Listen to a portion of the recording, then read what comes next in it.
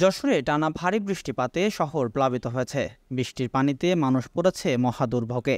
গত 18 ঘন্টায় জেলায় 112 মিলিমিটার বৃষ্টিপাত রেকর্ড করেছে স্থানীয় আবহাওয়া অধিদপ্তর। টানা 3 দিনের মুষলধারের বৃষ্টিতে শহর ও শহরতলি প্লাবিত হয়েছে। ভারী বর্ষণে তলিয়ে গেছে নিম্নাঞ্চলের রাস্তাঘাট ও শহরের অনেক নিচু এলাকা। এতে সবথেকে বেশি ভোগান্তিতে পড়েছেন খেটে খাওয়া সাধারণ মানুষ।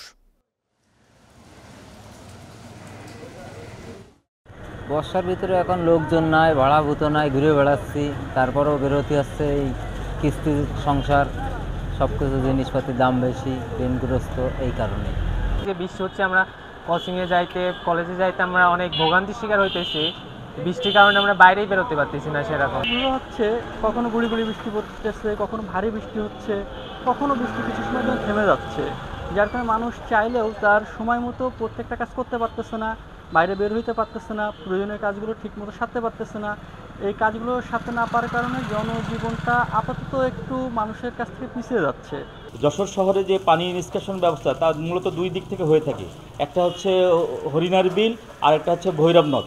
তো দুইটারই অবস্থা খুবই করুণ। এটা পানি নিষ্কাশনের ব্যবস্থা না থাকাই আজকে এই জলবদ্ধতার সৃষ্টি হয়েছে। আবহাওয়া অফিস সূত্রে জানা গেছে, বঙ্গোপসাগরের সৃষ্ট নিম্নচাপের কারণে দেশের বিভিন্ন স্থানে বৃষ্টিপাত হচ্ছে। বৃহস্পতিবার থেকেই যশোরে বৃষ্টিপাত শুরু হয়েছে। কখনো ভারী, কখনো হালকায় বৃষ্টিপাত রোববার সন্ধ্যা পর্যন্ত অব্যাহত রয়েছে।